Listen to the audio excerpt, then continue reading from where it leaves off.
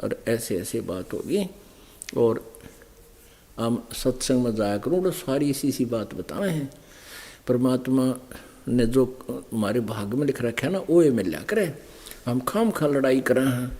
और बेटा तू कुछ ना कहिए, इसने के बेचारी ने जाने का दूध गिराया है, इसका भी तो मोह है घर में कि जाने का कोई नुकसान किया करे।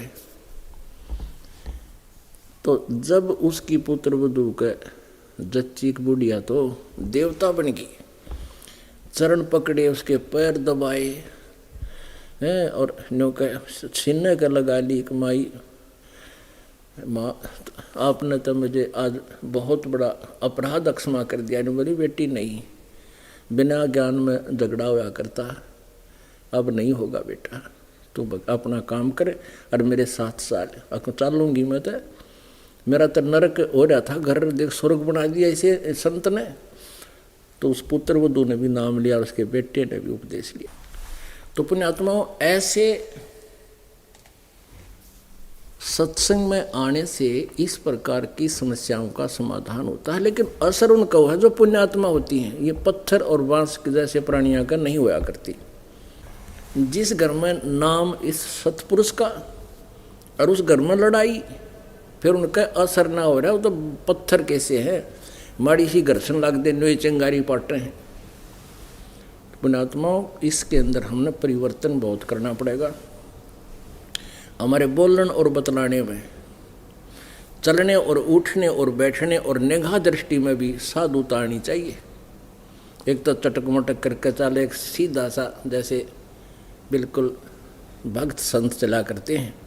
उठने और बैठने में भी कहीं बकवाद नजर नहीं आवे, देखने में भी कोई ऐसी त्रुटि संत की दृष्टि में नहीं होनी चाहिए, भगत की में। तो हम सत्संगी हैं, अन्यथा हम केवल नाम नाम उपदेश है, असर कति नहीं। तो पुण्यात्माओं सत्संग में आने से ये ज्ञान होता है परमात्मा क्या बताना चाह रहे हैं। इस झूठे सुख को सुख कहे, ये मान रहा मन मोदे। ये सकल तबीना काल का, भाई कुछ मुख में कुछ गोद। बेटा जाया खुशी हुई, ये खूब बजाए थाल। थाली पीटा करें, किसी का लड़का हो जाना उन्हें थालियाँ कह लाठी डंडी मारा टन्ना टन टन्ना टन। तो अड़ोस पड़ोस में नो पता तो होता है उनका कोई बच्चा होने वाला है पुत्र वधू का, तो समझ जाते हैं थालियाँ के डंडी मारा करें, थाली बजाया करें। तो ये एक प्रतीक होता है कि उनका लड़का हो गया। और राजा लोग बैंड बाजे बजाया करते, उनका तो वरना आगे बहुत बड़ी सेनाई बाजा करती थी, छोरा हो जाए जब लड़का हो जाता था। गरीब आदमी अपने थाली पीट के खुशी प्रकट किया करते हैं। अब परमात्मा कहते हैं बेटा जाया खुशी हुई और खूब बजाए थाल। ये तो आना जाना लगा हुआ जो कीड़ी का नाल है। लाख गिरा से नित उठ दूती, माया आद तकत की कूती। 1.25 लाख घड़िए नत भंडे, हंसा उत्पत्ति पर ले डंडे। परमात्मा कहते हैं ये काल और दुर्गा 1 लाख प्राणियों को यू काल डेली खावे है, या दुर्गा इसका सहयोग देती है, आदि माया कहते हैं इसको। और 1.25 लाख का उत्पत्ति डेली कर रहे हैं। परमात्मा याद दिला रहे हैं कि यहाँ आने वाले जन्म लेने वाले प्राणियों का और यहाँ से मृत होकर ऊपर जाने वालों का एक ही रास्ता है। 1 लाख डेली ऊपर जा रहे हैं काल के पास और 1.25 लाख वहाँ से जन्म लेने के लिए आ रहे हैं। परमात्मा कहते हैं ये थाड़ पीट के खुशी मना ली, बेटा जाया खुशी हुई खूब बजाए थाल। ये तो आना जाना लगा हुआ है जो कीड़ी का नाल। कीड़ नाल आपने देखा होगा, कीड़ी लाखों कीड़ी इधर भाग रही है, लाखों इधर भाग रही है, नुकती खखाट ठा रखे। ऐसे ही कहते हैं एक लड़का हुआ एक व्यक्ति के कई वर्ष पाछे 10-12 वर्ष शादी के, और उसके दादाजी ने यानी जो लड़का हुआ उसके दादाजी ने आस पास के 10, 12, 15, 20 गाँव को इकट्ठा कर कर जश्न मनाया, पार्टी दी। और अगले वर्ष जन्मदिन से पहले उसकी मृत्यु होगी, उसी पुत्र की, लड़के की। इब टक्कर मार मार कर रो रहे हैं। परमात्मा कहते हैं बेटा जाया खुशी हुई, इतने खूब बजाए थाल, ये तो आना जाना लगा हुआ है जो कीड़ी का नाल। परमात्मा कबीर साहब जी कहते हैं कि क्या मांगू कुछ थिर ना रहा, ये देखत नैन चला जग जाई। 1 लाख पूत 1.25 लाख नाती, और उस रावण का आज दीवान बाती है। आप तो इस काल के लोक में जिसका पुत्र नहीं है जगह जगह भटकता है, मेरा एक बेटा हो जा, मेरा एक पुत्र हो जा, किसी तरह हो जा भाई, हो कंड करो के। और परमात्मा कहे तू एक बेटे ते के कला तोड़ देगा। 1 लाख पूत 1.25 लाख नाती, 1 लाख बेटे थे उस रावण के, और 1.25 लाख उसके रिश्तेदार, एक से एक बढ़कर बहुत बढ़िया ताकतवर धनवान। क्या मांगू कुछ थिर ना रहाई। परमात्मा हमें याद दिलाते हैं कि तुम हमसे क्या मांगने आते हो। कुछ भी स्थायी वस्तु आप नहीं मांग रहे, आप तो खिलौने मांग रहे हो, और ये खिलौने कुछ दिन में टूट जाते हैं, फिर बच्चों की तरह टक्कर मारते हो, रोते हो। क्या मांगू कुछ थिर ना रहाई, ये देखत नैन चला जग जाई। आँखें आगे दुनिया जान लाग रही कि तब 20 मर गए, किसी 30 मर गए, किसी कारण से कि तब भूकंप थे। और परमात्मा कहते हैं 1 लाख पूत 1.25 लाख नाती, उस रावण के दीवान बाती। तो पुण्यात्माओं, इस काल के लोक में हम जिन वस्तुओं की डिमांड भगवान से करते हैं, ये कबीर भगवान वो तो आपको बिना मांगे दे देगा। आप केवल एक ही वस्तु मांगो, भक्ति दान गुरु दीजियो, देवन के देवा हो, और जन्म पाया बोलो नहीं, करहूं पद सेवा हो। दूसरी केवल इतनी मांगो, साईं इतना दीजियो जिसमें कुटुंब समावे, हम भी भूखे ना रहें, अतिथि न भूखा जावे। इतना मांगो मालिक से कि हम भी भूखे ना रहें, अतिथि ना भूखा जावे। कबीर साहब ने यही एक रोल कराया था। प्रत्येक युग में परमात्मा एक ऐसा लीला में जीवन जीते हैं जो हमें एग्जाम्पल देकर जाते हैं, उदाहरण छोड़ जाते हैं कि यदि तुमने परमात्मा पाना है तो इस तरह रहना। अब जुल्हे का काम करके दिखाया मालिक ने। सबसे गरीब सतिथि, निर्धन सतिथि में रहे, लेकिन भक्ति के नियमों पर अटल रहे, रहकर दिखाया, हमारे लिए एग्जाम्पल दिए। और फिर जिस समय परमात्मा ये अपना कर्तव्य कर्म था, ये काम भी करते थे, कार्य भी करते थे जुल्हे का, और साथ में जिस उद्देश्य को वो लेकर आते हैं वो भी कर रहे थे। वो तत्वदर्शी संत की भूमिका भी कर रहे थे, और इन नकली संतों की पोल पाड़ा करते थे।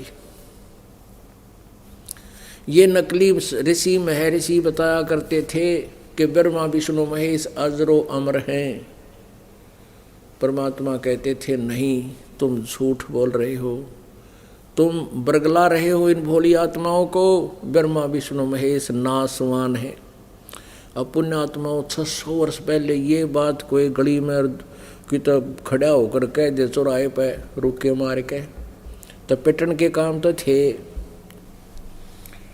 क्योंकि इन नकली गुरुओं ने इतना भ्रमित कर दिया था कि कर रखा था कि ब्रह्मा विष्णु महेश अजरो अमर है, सर्वेश्वर है, महेश्वर है, मृत्युंजय कालजय, इनके कोई माता पिता नहीं, ये सर्वेश्वर है।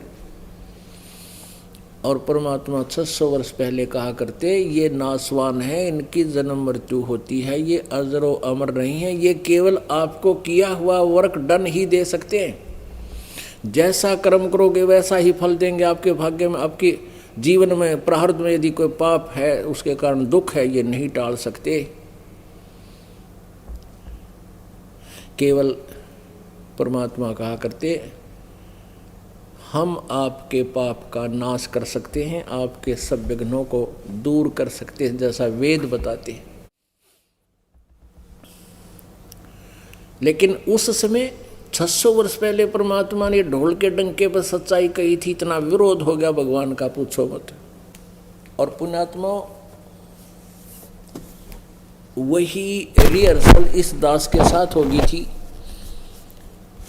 क्योंकि ये जो नकली गुरु ऋषि आचार्य होते हैं, महर्षि नकली झूठे, इन्होंने अपनी रोजी रोटी से ही मतलब होता है, इनका जनता से कोई लेन देन नहीं होता। ये मरो चाहे जियो, इनके उद्धार का इनका कोई उद्देश्य नहीं होता। और ये बोलते इतने मीठे हैं, इतने अच्छे लगते हैं जनता को, जैसे ये महर्षि ये पढ़े हैं, संत अच्छे हैं। और कबीर जी एक जुलाहा, अशिक्षित, निरक्षर, और वो ये कहे ब्रह्मा विष्णु महेश नासवान है, इनकी माता है दुर्गा और पिता है ज्योति निरंजन काल, और इनका जन्म मृत्यु होता है। और आज से 600 वर्ष पहले, तो इतना विरोध हो जाना कोई बड़ी बात नहीं थी जितना प्रभु का हुआ। और अब यही रिहर्सल इन नकलियों ने कोशिश की इस दास के साथ, झूठ बोल बोल के। रामपाल झूठ बोल रहा है, ब्रह्मा विष्णु महेश को नासवान बताता है, और महर्षि दयानंद को वेद ज्ञानहीन बताता है। इस तरह उन्होंने बहुत सी अफवाहें फैलाकर जनता को बरगलाया। लेकिन अब वो समय नहीं रहा, जनता शिक्षित होगी, सदग्रंथ हमारे पास उपलब्ध हैं, हम इसको देख करके अब संतुष्ट हो गए। उस जो उफान इन न लाया था उसका छाला सा बैठ गया।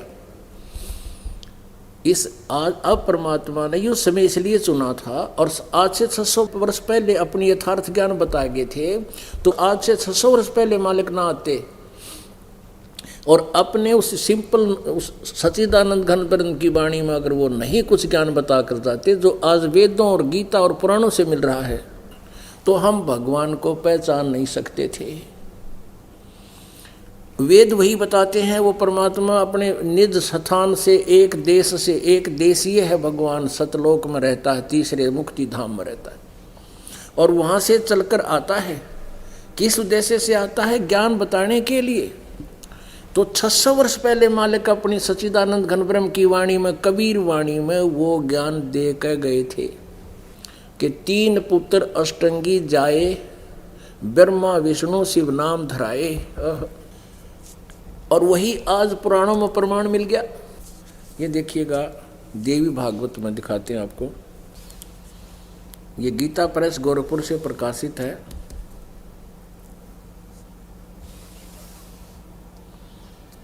और इसके संपादक कौन है?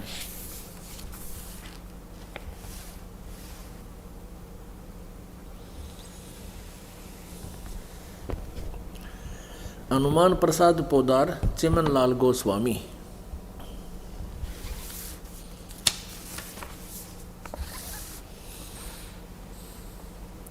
प्रकाशक एवं मुद्रक हैं गीता प्रेस गोरखपुर, गोविंद भवन कार्यालय कोलकाता का संस्थान। इनके फैक्स और फोन नंबर है। इसके 123 पृष्ठ पे है।